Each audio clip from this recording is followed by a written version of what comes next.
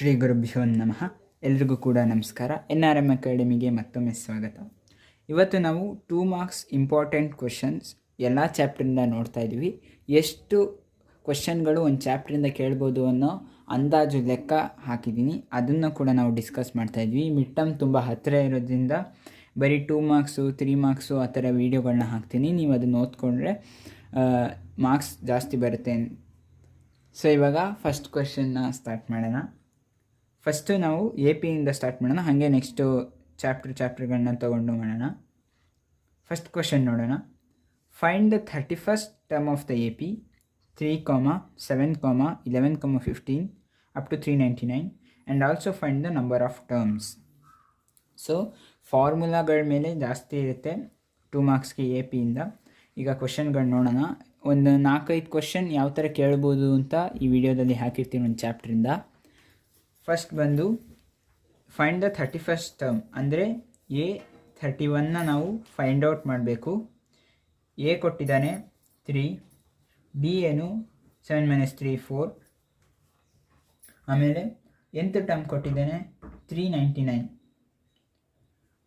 Find the number of terms also ಅಂತ ಕೇಳಿದ್ದಾನೆ, ಅಂದರೆ n ಕೂಡ ಫೈಂಡ್ ಔಟ್ ಮಾಡಬೇಕು. ನಾವೀಗ ಇಲ್ಲಿ ಬರೆಯೋಣ. an is equal to a plus n - 1 into D. ಏನು ಕೊಟ್ಟಿದ್ದಾನೆ 399 is equal to 3 plus n - 1 into 4 396 is equal to, ನೋಡಿ ಇಲ್ಲಿ ನಾನು ಡೈರೆಕ್ಟಾಗಿ ಮಾಡ್ತಿದ್ದೀನಿ. 3 ಈ ಕಡೆ ಕಳಿಸ್ಕೊಂಡ್ರೆ ಮೈನಸ್ ಆಗುತ್ತೆ. 399 - 3 396 ಆಗುತ್ತೆ.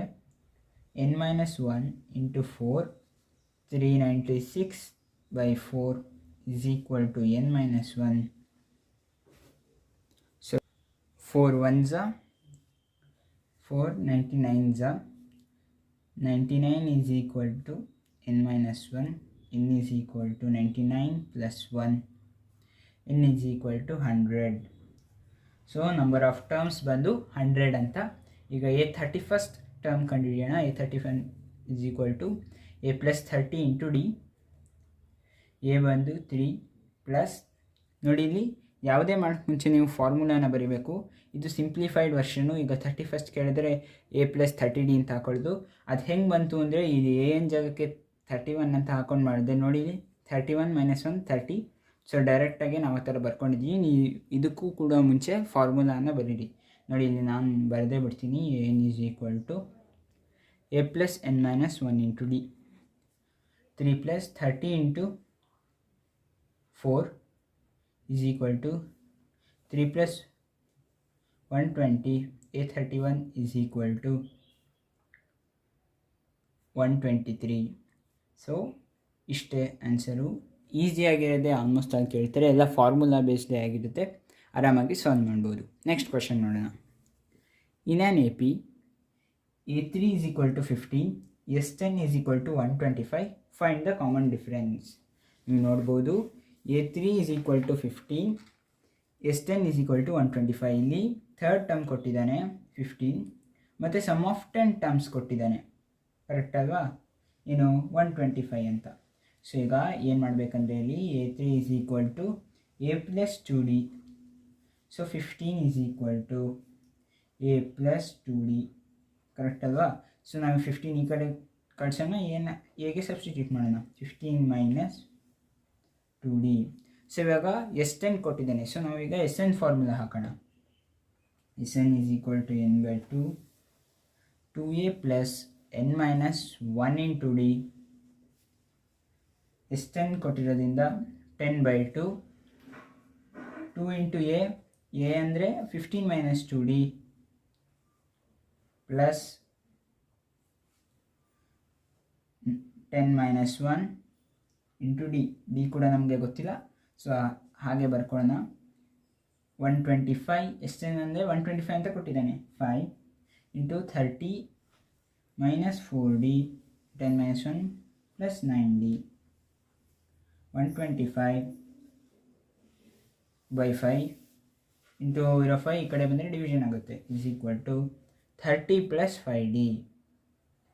25 5 1s 5 25s ನೋಡ್ಬೋದಲ್ಲ ಹೆಂಗೆ ಬಂತಂದರೆ 25 is equal to 30 plus 5d 13 ಈ ಕಡೆ ಕಳಿಸಿದ್ರೆ ಏನಾಗುತ್ತೆ, 25 - 30 ಅಂದರೆ -5 ಆಗುತ್ತೆ. Is equal to 5D. D ಬಂದಾಗ ಏನಾಗುತ್ತೆ, 5/-5. ಡಿ ಇಸ್ ಈಕ್ವಲ್ ಟು -1 ಆಗುತ್ತೆ. ನೀವು ಇಲ್ಲಿ ನೋಡ್ಬೋದು, ಈ ಕಡೆ ಕಳಿಸಿದ್ರೆ -30 ಆಗುತ್ತೆ, ಗ್ರೇಟರ್ ನಂಬರ್ ಸಿಂಬಲ್ ಹಾಕಬೇಕು, -5 ಆಗುತ್ತೆ. ಇಲ್ಲೊಂದು ಸ್ವಲ್ಪ ಹುಷಾರಾಗಿರಿ, ಇಲ್ಲಿ ಕನ್ಫ್ಯೂಸ್ ಮಾಡ್ಕೋತೀರ ಪ್ಲಸ್ಸಾ ಮೈನಸ್ಸಾ ಅಂತ. ಮೈನಸ್ ಹಾಕೋದೇ ಇಲ್ಲ. ಗೊತ್ತಾಯ್ತಲ್ಲ, ಈ ಕ್ವೆಶನ್ ಅರ್ಥ ಆಗಿದೆ ಅಂತ ಅಂದ್ಕೋತೀನಿ. ಈಗ ನೆಕ್ಸ್ಟ್ ಕ್ವೆಶನ್ಗೆ ಹೋಗೋಣ. ನೆಕ್ಸ್ಟ್ ಕ್ವೆಶನ್ ನೋಡೋಣ. Find the sum of all 11 terms of an A P whose middlemost term is 30. Find the sum of all 11 terms of an AP whose middlemost term is 30. ಅವನೇನು ಕೇಳಿದ್ದಾನೆ, middle most term 30 ಅಂತ ಕೊಟ್ಟಿದ್ದಾನೆ. Find the sum of all 11 terms. ಇಲ್ಲಿ ಈ ಥರ question ಕೊಟ್ಟಿದೆ ಅಂದರೆ ಯಾರು ಕೂಡ ಗಾಬರಿ ಆಗೋದು ಬೇಡ. ಇಲ್ಲೇ ಕೊಟ್ಟಿದ್ದಾನೆ ನೋಡಿ, ಆಫ್ ಆಲ್ 11 ಟರ್ಮ್ಸ್ ಅಂದರೆ ನಂಬರ್ ಆಫ್ ಟರ್ಮ್ಸ್ ಎಷ್ಟು 11.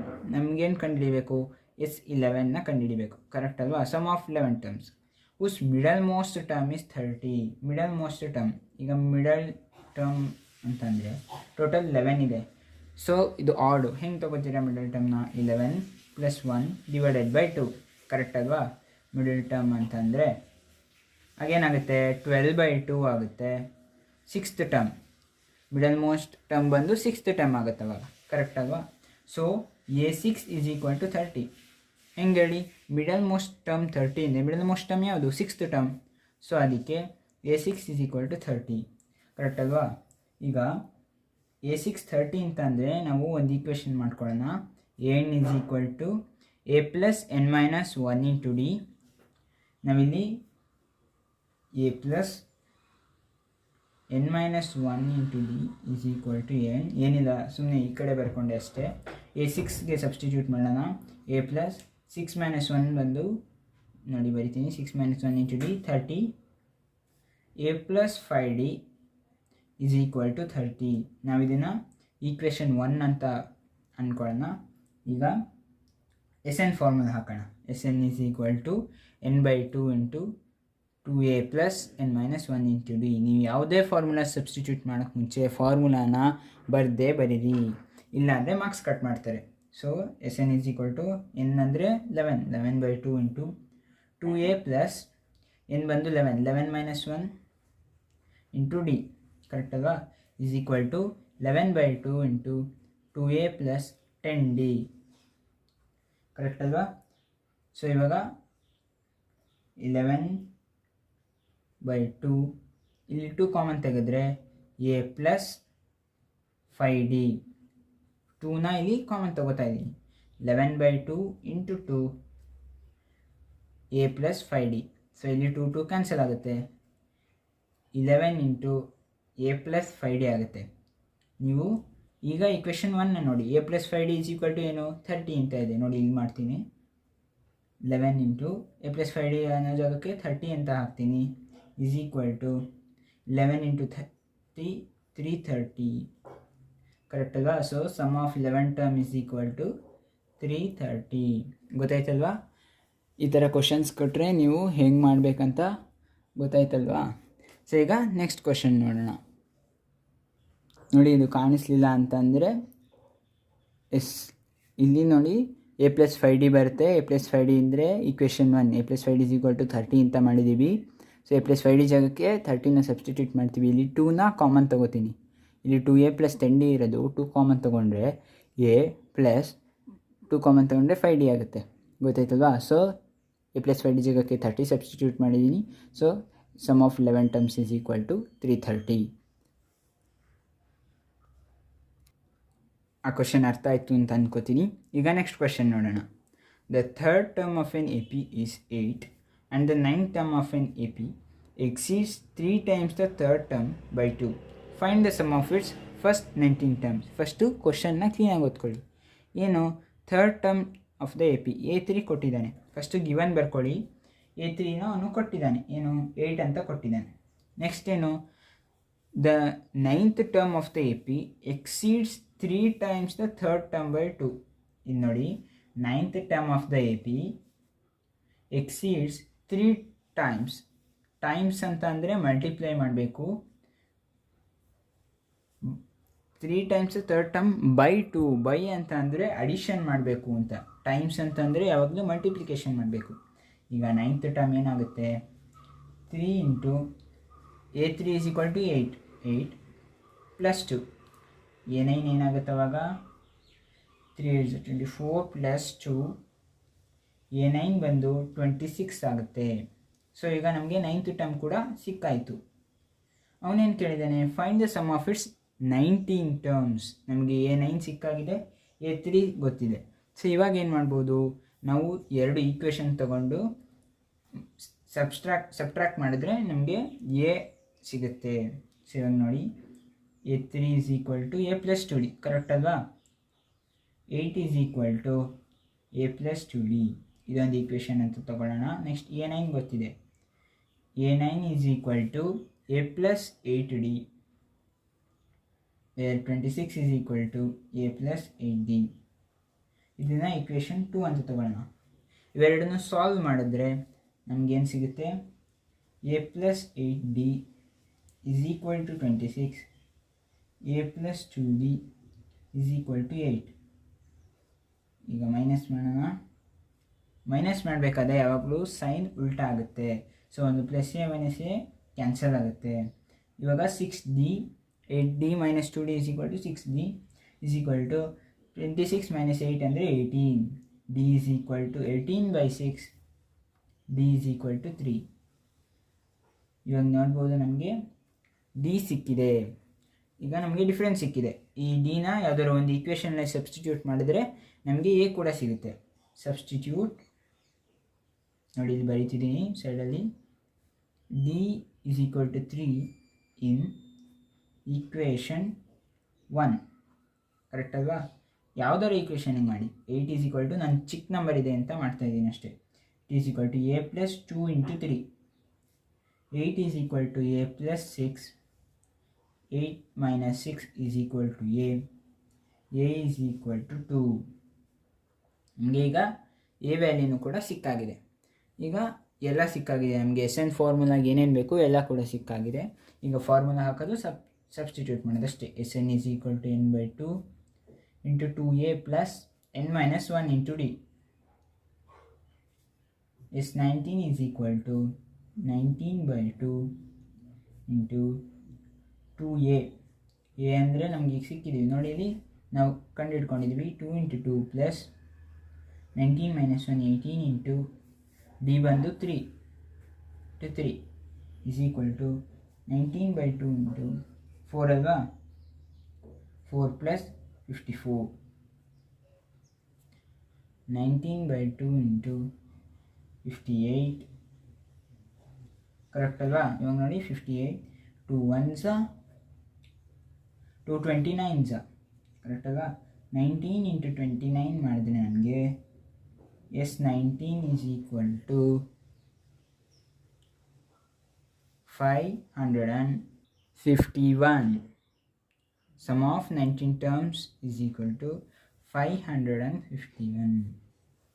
ಇಷ್ಟೇ ಬಂತು ಆನ್ಸರ್. ತುಂಬ ಈಸಿಯಾಗಿರೋದೇ ಕೊಟ್ಟಿರ್ತಾರೆ. 2 ಮಾರ್ಕ್ಸಲ್ಲೆಲ್ಲ AP ಅಂತ ಏನು ಟ್ವಿಸ್ಟ್ ಮಾಡೋಕ್ಕೆ ಹೋಗಲ್ಲ. ಈ ಕ್ವೆಶನ್ ಎಲ್ರಿಗೂ ಅರ್ಥ ಇದೆ ಅಂತ ಅನ್ಕೋತೀನಿ. ಈಗ 2 ಮಾರ್ಕ್ಸ್ಗೆ AP ಚಾಪ್ಟ್ರಿಂದ 2 ಪ್ರಾಬ್ಲಮ್ ಕೇಳ್ಬೋದು ಅಂತ ಅಂದ್ಕೊಂಡಿದ್ದೀನಿ. ಎಲ್ಲ ಫಾರ್ಮುಲಾ SN ಮತ್ತು AN ಫಾರ್ಮುಲಾ ಮೇಲೆ ಇರುತ್ತೆ. ಈಗ ನೆಕ್ಸ್ಟ್ ಚಾಪ್ಟರ್ ನೋಡೋಣ. ಟ್ರಯಾಂಗಲ್ಸಿಂದ ಯಾವ ಥರ ಕ್ವಶನ್ಸ್ ಕೇಳ್ಬೋದು ಅಂತ ನೋಡಿ. ಟ್ರಯಾಂಗಲ್ಸ್ ಮತ್ತು ಏರಿಯಾ ರಿಲೇಟೆಡ್ ಟು ಸರ್ಕಲ್ಸಲ್ಲಿ ನಾವು ಇಂಥದ್ದೇ ಕ್ವಶನ್ ಕೊಡ್ತಾರೆ ಅಂತ ಹೇಳೋಕ್ಕಾಗಲ್ಲ. ಯಾಕೆಂದರೆ ತುಂಬ ದೊಡ್ಡ ಚಾಪ್ಟ್ರು, ಯಾವ ಥರ ಕಾನ್ಸೆಪ್ಟ್ ಮೇಲೆ ಕೊಡೋ ಚಾನ್ಸಸ್ಸು ಬಹಳ ಜಾಸ್ತಿ ಇದೆ. ಸೊ ನಾನು ಹಾಗೆ ಡಿಸ್ಕಸ್ ಮಾಡ್ತೀನಿ. ನೀವು ಎಕ್ಸಸೈಸ್ಗಳನ್ನೆಲ್ಲ ವರ್ಕೌಟ್ ಮಾಡಿ ಅಭ್ಯಾಸ ಮಾಡಿ ಇಡಬೇಕು.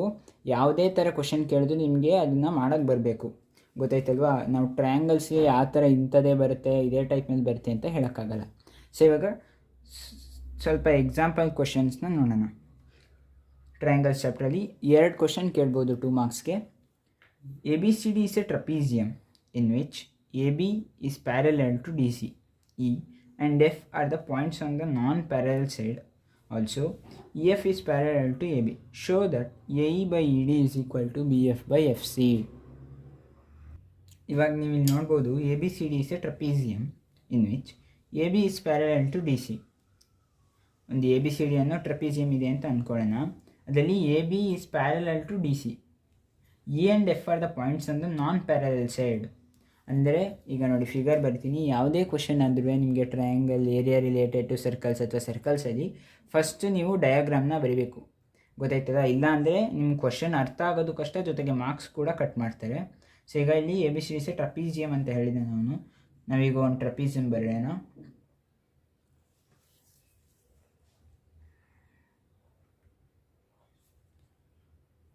ಈಗ ನೇಮಿಂಗ್ ಮಾಡ್ಕೋಬೇಕಾದ್ರೆ ಅವನೇನು ಕಂಡೀಷನ್ಸ್ ಕೊಟ್ಟಿದ್ದಾನೆ ಅಂತ ನೋಡಿ.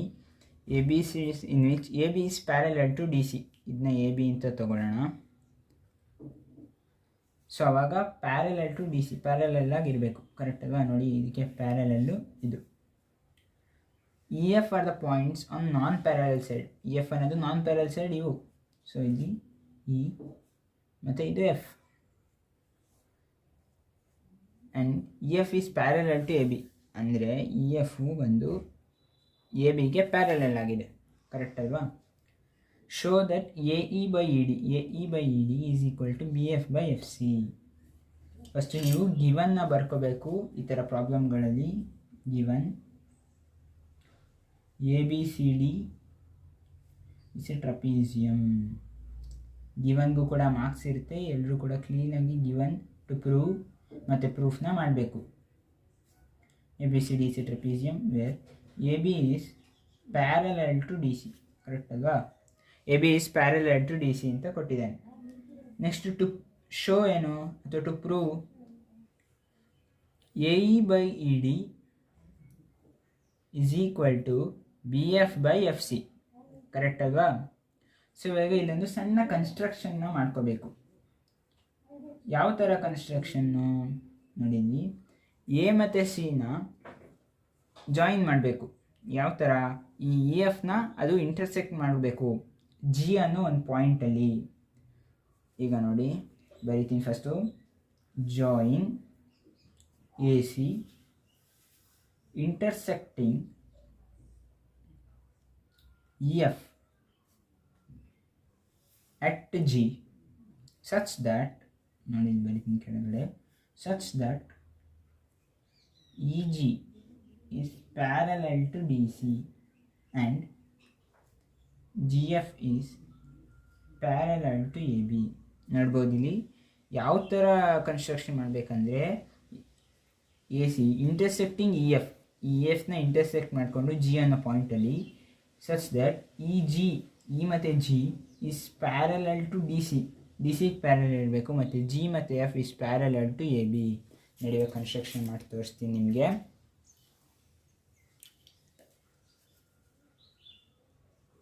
ಎ ಮತ್ತು ಸಿಗೆ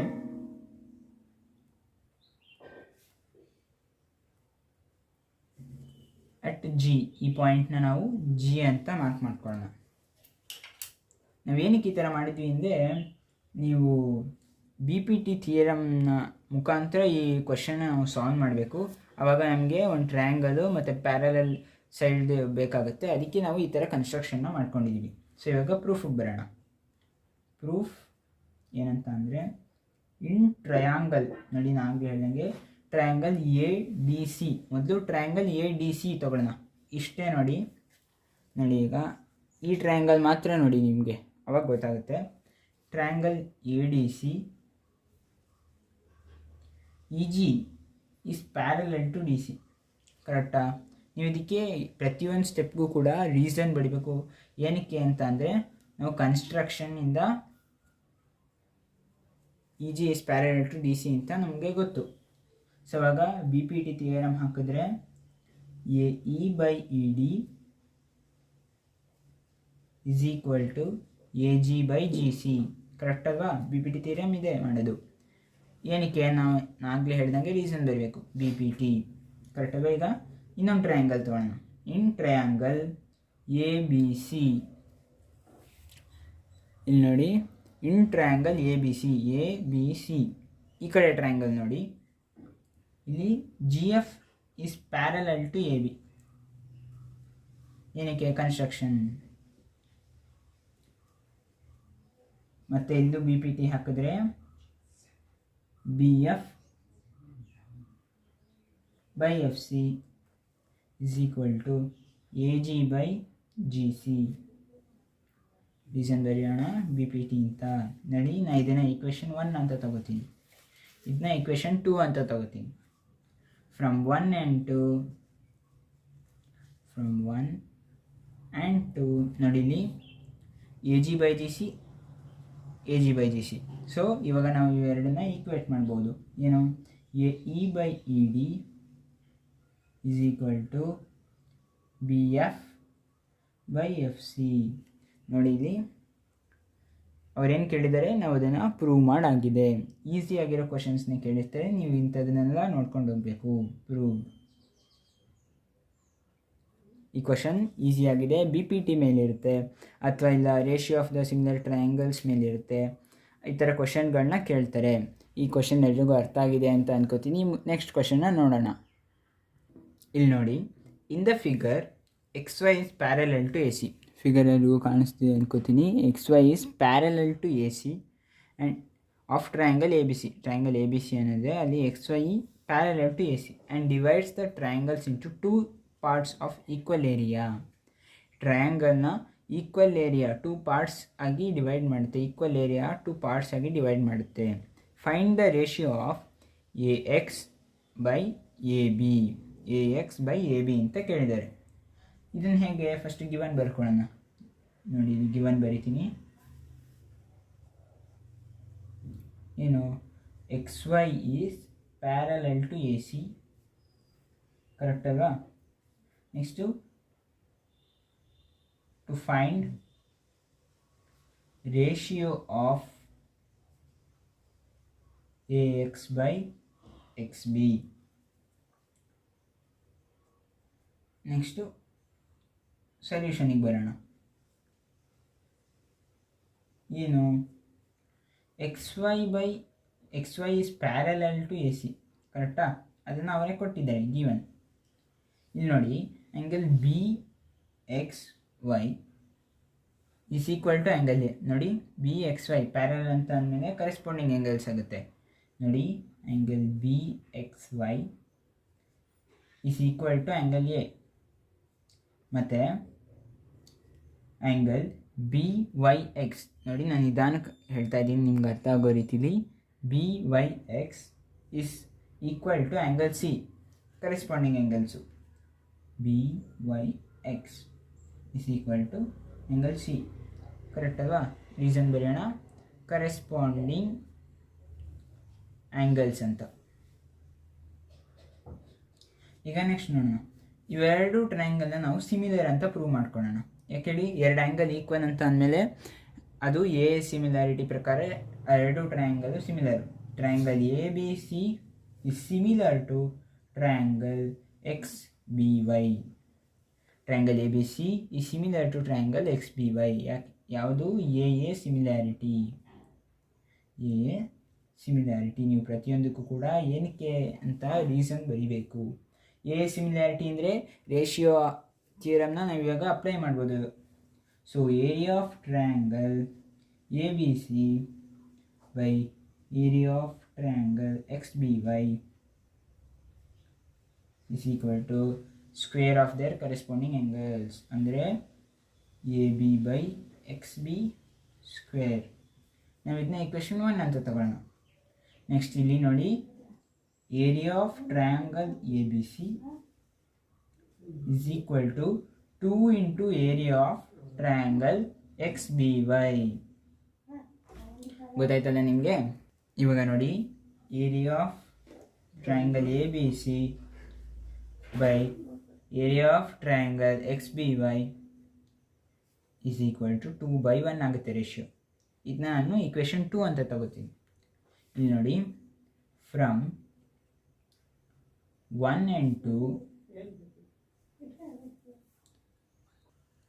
ಈಗ A B by X B square ಕೂಡ 2:1 ಆಗುತ್ತೆ. ಅದು ಈಗ ನಾವು ಸ್ಕ್ವೇರ್ ಇದನ್ನು ತೆಕ್ಕೊಳ್ಳೋಣ. A B by X B is equal to √2/1. Correct ಅಲ್ವಾ? ಈಗೇನಾಗುತ್ತೆ, ನಾವು ಇದನ್ನ ರೆಸಿಪ್ರೋಕಲ್ ತೊಗೊಂಡ್ರೆ XB/AB is equal to 1/√2. ಈಗ ನೋಡಿ ಇವೆರಡನ್ನ ಸಬ್ಟ್ರಾಕ್ಟ್ ಮಾಡೋಣ. Subtracting 1 from both the sides. 1ಇಂದ ನಾವು ಸಬ್ಟ್ರಾಕ್ಟ್ ಮಾಡೋಣ. ಆಗೇನಾಗುತ್ತೆ 1 minus XB/AB is equal to 1 minus 1/√2. ಆಗ ನೋಡಿ AB LCM ಆಗುತ್ತೆ. AB minus XB/AB is equal to √2 minus 1/√2. Correct ತಾನೆ? ಆಗೇನಾಗುತ್ತೆ AX/AB is equal to √2 minus 1/√2. ನೋಡಿಲಿ √2 ಮೈನಸ್ 1/√2. AB ಮೈನಸ್ XB ಅಂತಂದರೆ ನೋಡಿಲಿ AB minus XB ಅಂತಂದರೆ ಉಳಿಯುತ್ತೆ AX ಉಳಿಯುತ್ತೆ. ಈ √2 ಮೈನಸ್ 1/√2 ಹಾಗೆ ಉಳಿಸ್ಕೊತೀನಿ. ಆವಾಗ ಇನ್ನು ನೋಡಿ ಇಲ್ಲಿ ಬರಿತೀನಿ AX/XB is equal to 2 minus √2/2 ಆಗುತ್ತೆ. ಗೊತ್ತಾಯ್ತಲ್ವಾ ನಿಮಗೆ? AX/XB ರೇಷಿಯೋ ಏನಾಗುತ್ತಾಗ 2 ಮೈನಸ್ √2/2. ಪ್ರಾಬ್ಲಮ್ ತುಂಬ ಸಿಂಪಲ್ ಆಗಿದೆ. ಚೂರು ಕಷ್ಟ ಅಂತ ಅನ್ನಿಸ್ಬೋದು. ನಾವಿಲ್ಲಿ ನೋಡಿಲಿ XB/AB ಅಂತ ಕೇಳಿದರೆ ನಾವು -1 ಏನಕ್ಕೆ ಮಾಡಿದ್ದೀವಿ ಅಂದರೆ ಕ್ವಶನಲ್ಲಿ AX/AB ಅಂತ ಕೇಳಿದ್ದಾರೆ. ಅದಕ್ಕೆ ಎಲ್ರಿಗೂ ಕೂಡ ಈ ಕ್ವಶನ್ ಅರ್ಥ ಆಗಿದೆ ಅಂತ ಅನ್ಕೋತೀನಿ. ಈಗ ನೆಕ್ಸ್ಟ್ ಕ್ವಶನ್ಗೆ ಮೂವ್ ಆನ್ ಆಗೋಣ. Triangle ABC is an isosceles triangle right angled at C. Prove that AB square is equal to 2AC square. ಈಗ ಮೊದಲು ಡಯಾಗ್ರಾಮ್ ಬರೆಯೋಣ. ABC is an isosceles right angle triangle. ನೋಡಿ ಈಗ ಒಂದು ರೈಟ್ ಆ್ಯಂಗಲ್ ಟ್ರಯಾಂಗಲ್ ಬರ್ಕೊಳ್ಳೋಣ. Right angle at C ಅಂತ ಕೊಟ್ಟಿದ್ದಾನೆ. CAB correct ಅಲ್ವಾ? Prove that AB square is equal to 2AC square. So ಇವಾಗ ರೈಟ್ ಆ್ಯಂಗಲ್ ಅನ್ನೋಲ್ಲ ನಾವೀಗ ಗಿವನ್ ಬರ್ಕೊಳ್ಳೋಣ. First triangle ABC is an isosceles triangle right angled at C. Correct ಅಲ್ವಾ? Next to show AB square is equal to 2AC square. Correct ಅಲ್ವಾ? Next ಈಗ Pythagoras theorem apply ಮಾಡೋಣ. By Pythagoras theorem ಏನಾಗುತ್ತೆ? AB square is equal to AB square is equal to AC square plus BC square. ಇದನ್ನ ನಾವು equation 1 ಅಂತ ತಗೊಳ್ಳೋಣ. ಇಲ್ಲೇನು ಕೊಟ್ಟಿದ್ದಾನೆ ನೋಡಿ, triangle ABC is an isosceles triangle. Isosceles triangle ಅಂತಂದ್ರೇನು? ಎರಡು ಸೈಡ್ ಈಕ್ವಲ್. ಇವಾಗ ನಾವು ನೋಡಿ ಐಸೋಸೆಲಿಸ್ ಟ್ರಯಾಂಗಲ್ ಅಂತ ಹೇಳಿದ್ರಿಂದ AC is equal to BC given. So ಇವಾಗ ಇದನ್ನ ಈಕ್ವೇಷನ್ 2 ಅಂತ ತಗೊಳ್ಳೋಣ. ಫ್ರಮ್ 1 and 2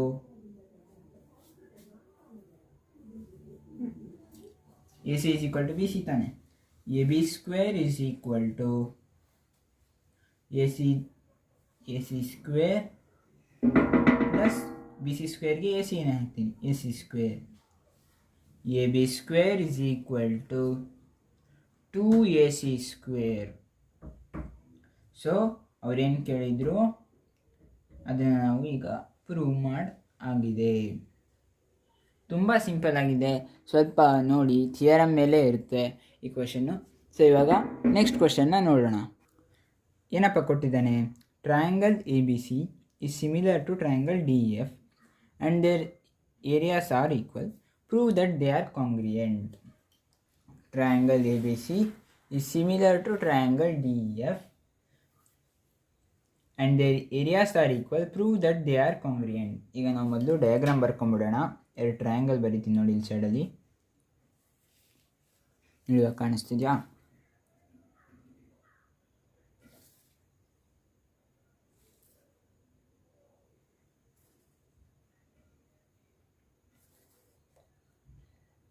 ಟ್ರಯಾಂಗಲ್ ಇದೆ ಎ ಬಿ ಸಿ ಮತ್ತು ಡಿ ಇ ಎಫ್ ಅಂತ.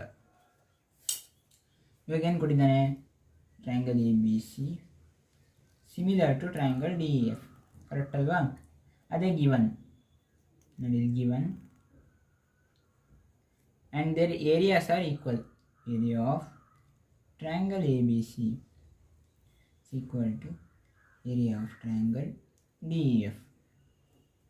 Next, to prove ಏನು, triangle ABC is congruent to triangle DEF. ಈಗ ನೋಡಿ ಪ್ರೂಫ್ ಹೋಗೋಣ. ಥಿಯರಮ್ ಒಂದಿದೆ, ರೇಷಿಯೋ ಸಿಮಿಲರ್ ಥಿಯರಮ್. ಸೊ ಇವಾಗ ನಾವು ಅದನ್ನು ಹಾಕೋಣ. Area of triangle A B C ಅವರೇ ಸಿಮಿಲರ್ ಅಂತ ಕೊಟ್ಟಿದ್ದಾರೆ, ಸೊ ಅದಕ್ಕೆ ನಾವು ಈ ಥಿಯರಮ್ನ ಹಾಕ್ತಾ ಇದ್ದೀವಿ. ಟ್ರಯಾಂಗಲ್ ಡಿ ಇ ಎಫ್ ಅದು ಏನು, A B by D E square is equal to A C by D F square is equal to B C by E F square. Correct ಅಲ್ವಾ? ಇದೇ ಆ ಥಿಯರಮ್ ಹೇಳೋದು. ಇವಾಗ ನೋಡಿ, area of triangle ABC by area of triangle DEF is equal to 1. ನೋಡಿ ಇದೆಲ್ಲ same ಆಗಿರೋದ್ರಿಂದ 1 ಅಂತ ತಗೊಳ್ಳೋಣ. ಈಗ ನೋಡಿ ಇದನ್ನು ಈಕ್ವೇಷನ್ 1 ಅಂತ ತಗೋತೀನಿ. Area of triangle A B C, area of triangle D F, ಇದ್ರ ರೇಷಿಯೋನ ನಾನು 1 ಅಂತ ತಗೋತೀನಿ. ಏನಕ್ಕೆ ಅಂದರೆ ಇವೆರಡು ಏರಿಯಾದಲ್ಲಿ ಈಕ್ವಲ್ ಅಂತ ಅವನೇ ಕೊಟ್ಬಿಟ್ಟಿದ್ದಾನೆ, ಅದಕ್ಕೋಸ್ಕರ. ಸೊ ಈ 1 ವ್ಯಾಲ್ಯೂನ ಈಕ್ವೇಷನ್ 1ಗೆ ಹಾಕೋಣ. ಸೊ ಹಾಗೇನಾಗುತ್ತೆ, 1 ಈಸ್ ಈಕ್ವಲ್ ಟು, ನೋಡಿ ಕಾಣಿಸ್ತಿದೆಯಾ, 1 is equal to A B by D E square is equal to A C by D F square is equal to B C by E F square. Correct ಅಲ್ವಾ? So ಇವಾಗ ನೀವು ನೋಡ್ಬೋದು ಇದೆಲ್ಲ equal ಅಂತಂದರೆ A B is equal to D E and A C is equal to D F ಮತ್ತು B C equal to F. Correct ಅಲ್ವಾ? ಈಗ ಮೂರು ಸೈಡು ಈಕ್ವಲ್ ಆದಮೇಲೆ triangle A B C is congruent to triangle D E F by S S S criteria, side criteria. ಗೊತ್ತಾಯ್ತಲ್ವಾ? ಈ ಮೂರು side equal ಅಂತ prove ಮಾಡಿದ್ಮೇಲೆ triangle A B C is congruent to triangle D E F. ಈ question ಎಲ್ರಿಗೂ ಅರ್ಥ ಆಗಿದೆ ಅಂತ ಅನ್ಕೋತೀನಿ. ಯಾರು ಕೂಡ ಯಾವುದೇ ಕಾರಣಕ್ಕೂ ಯಾವ ಕ್ವಶನ್ನು ಕೂಡ ಬಿಡಬಾರ್ದು, ಎಲ್ಲವನ್ನು ಕೂಡ ಟ್ರೈ ಮಾಡಬೇಕು. ಈಗ ಗೊತ್ತಾಗಲಿಲ್ಲ ಎ ಪಿಲಿ ಅಂತ ಅಂದರೆ ಜಸ್ಟ್ ಫಾರ್ಮುಲಾ ಮತ್ತು ಗಿವನ್ ಬರೆದ್ರೂ ಕೂಡ ನಿಮಗೆ 1/2 1 ಮಾರ್ಕ್ ಕೊಡ್ತಾರೆ. ನೆಕ್ಸ್ಟ್ ಕ್ವಶನ್ನ ನೋಡೋಣ. ಅದನ್ನು ನಾನು ಮುಂದಿನ ಪಾರ್ಟಲ್ಲಿ ಹಾಕ್ತೀನಿ. ಇವತ್ತಿನ ವೀಡಿಯೋದಲ್ಲಿ, ಈ ಮಾಡಿರೋ ವೀಡಿಯೋದಲ್ಲಿ ಎಲ್ರಿಗೂ ಕೂಡ ಅರ್ಥ ಆಗಿದೆ ಅಂತ ಅನ್ಕೋತೀನಿ. ನೆಕ್ಸ್ಟ್ ಚಾಪ್ಟರ್ಗಳನ್ನ, ಮಿಕ್ಕಿರೋ ಚಾಪ್ಟರ್ಗಳನ್ನೆಲ್ಲ ನಾನು ಪಾರ್ಟ್ 2 ವೀಡಿಯೋದಲ್ಲಿ ಹಾಕ್ತೀನಿ. ದಯವಿಟ್ಟು ಸಬ್ಸ್ಕ್ರೈಬ್ ಮಾಡಿ, ಶೇರ್ ಮಾಡಿ ಮತ್ತು ಲೈಕ್ ಮಾಡಿ. ಏನೇ ಡೌಟ್ ಇದ್ದರೂ ಕೂಡ ಕಮೆಂಟ್ ಮಾಡಿ.